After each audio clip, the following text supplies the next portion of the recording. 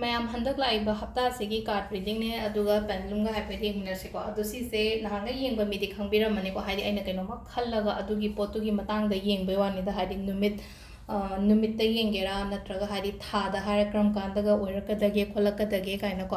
अदुंबा मैमदा अदु ओइबे याबगी chances Lebra लेतबरा को सिसे अदु ngaतंग खनबिरोको हाइदि अइ हजिक तकलाउना खनबा लाक्ट्रगा खनबा अइंगोंदा वाखन लाक्ट्रगा सुको अइना खनदोरि पोतो वीडियो से ngaतंग पोस्ट तौरा थमगा अइना खल्ला मतुंगदा अमुक प्ले गुंबा तौबिरसु कैसु काइदेको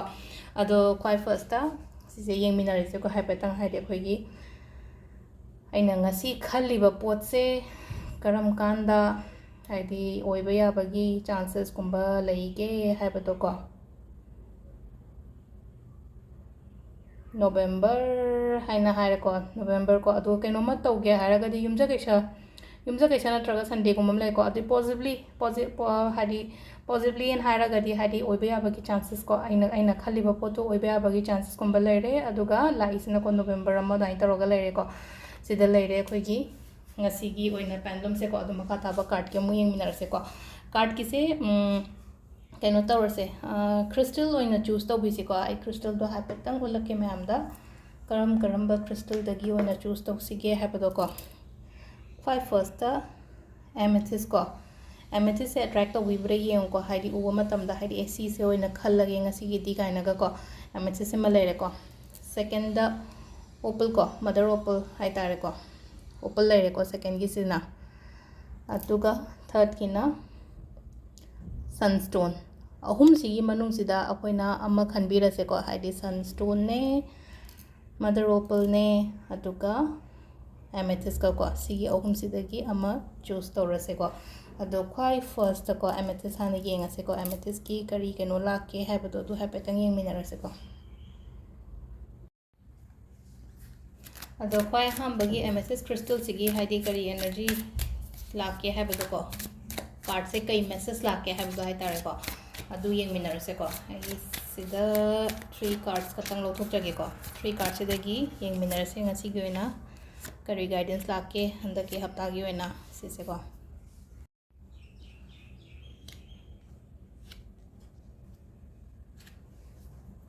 हंदकी वीक से अखोइगी को खितंग सेलिब्रेशन गुंबा कुमई गुंबा कई गुंबा हाइदा युमदा फंक्शन नि खंगदे मनि खंगदे दुमाइना गुंबा लेबा याय को अदु सिसिना हाइद अमा लेरे को अदु नत्रगना हाइदि एंगोंदा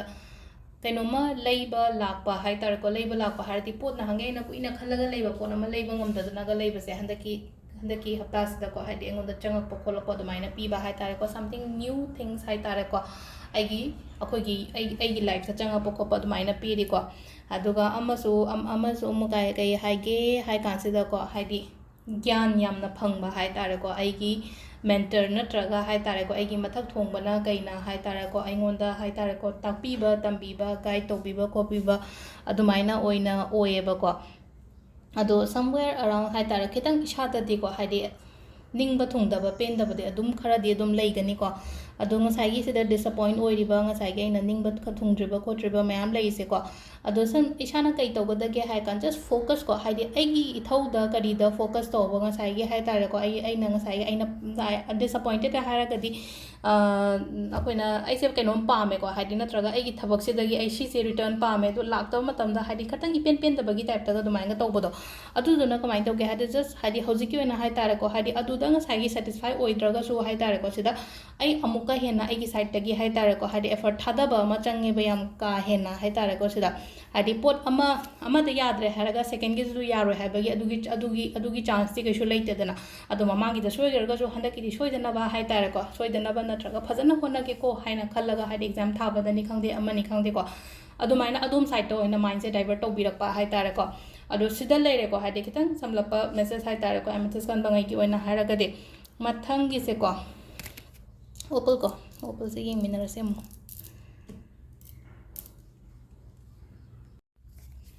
नेक्स्ट की से ओपल की से कार्ड 1 2 3 से करी गाइडेंस लाके हाइबदु दु येंगमिनारसे को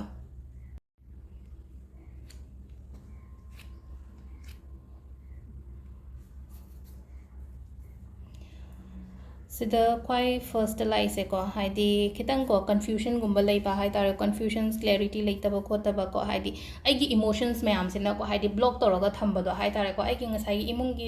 aigi nuai taba haidar ko aigi nuai taba imungi oiro natraga te yate leino ko haidi personally kitang nuai taba khotaba mayam sina thaba inkhang da haidar ko haidi focus to bongam da ba khotaba haidar ko tawdori ba chattori ba lambi se ngasai haidi samna haibada relationship phatragadi thabak tawbu matamda concentrate tawbaga su ngamde tana ko adumaina haisida haisu aigi emotions ina aigi lambi se loina block tawraga thamba khotpa haitare ko kaishuna tabadaga amaka haidi mi ani khana matamda aina mateng pangbiraga haidi watin kaini ani dugi marakta haidi phajana samjaina na baga taw matamda haidi ai oina phataba ta hobogumba adumaina ga su hek taweba hamra aduna kai tawba tai conflict kumba kai guma khamdoke haina bukchangura no mi gi marakta haitare ko adu ngasai ai emotion block tawraga leiriba kholiba mayam se adu kitang clear oibiba ma darkar roi ko hari adu do haitare ko blockages so isai thanda hangdok chagadam ni ko sida haitare ko ai emotional baggage emotional blockages kai ka mayam se meditate kumba tawbiyo hari wakhan kitang nuaina leibiyo adu dagi dum change lakani ko masa mathanda ko ideas mayam ma lei engonda aina tawge haragadi aina bu tawge haragadi ngamgadaba mini ko haidi creative thoughts creative ideas mayam haidi kokti leibodo maka aisi ma tawge hai matamda haitare ko aina phajana full focus ka loina na tawragadi potse haitare ko haidi haji je pangthopadi ngamde ba du so mu haitare ko aina tawge di khalaga haidi thaba oina lokhatpa de ngamdaba adu action logu matamdi yore ko haji je haidi thaba to pangthopiba ma yamna mathau tare ko aduga third kisina mu lai se ko haidi star lai ko star je amuka side yeng matamda ko star indicates hope lay do maka future se hope lay ko haidi aina hoji engon nuai ta balera so ai future se do hope lay ba hope lay ko le haidi ishor sina koi da blessings pi ba gumba hai tar ko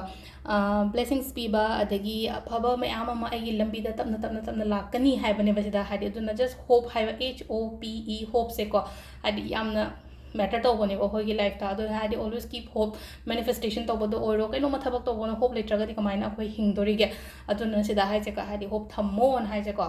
ado sida lere ani shubagi akoi gi opal khan bangai ko last ki sunstone se pe jeng minar se ko makata ngai re ko kwai gi roi bagi sunstone gi se 1 2 3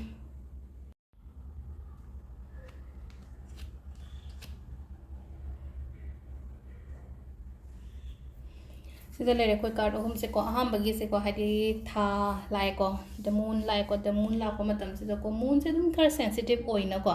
ado hojik se ko haidi isha sida haida ko emotionally down oibani khangde natraga haida ko haidi yamna sensitive oiba haida ko adugumba feel sensitive oiba haidi kenum tang to boda hena khanjan mani khangde aingmonda nuai taba khara lei matam se adu dom khalaga ga lei bodo maka haidi ko aduga haidi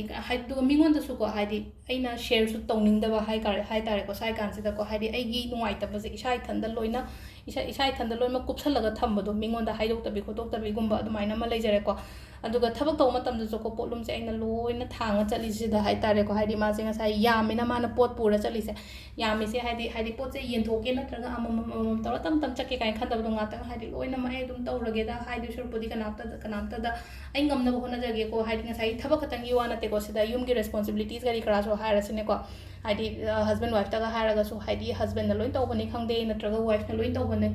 tawbani khangde ko yum gi thau haiba se da ko adumaina khara le ko mingon da hek haidi ai ngammoy na haiba so he ngamganda bang kha haidi ai tawroge ngammoge haiba gi adugi chindagi thokpo so ngamda mi na hara hoi adum tawro dain chat point so ko khitang ko haidi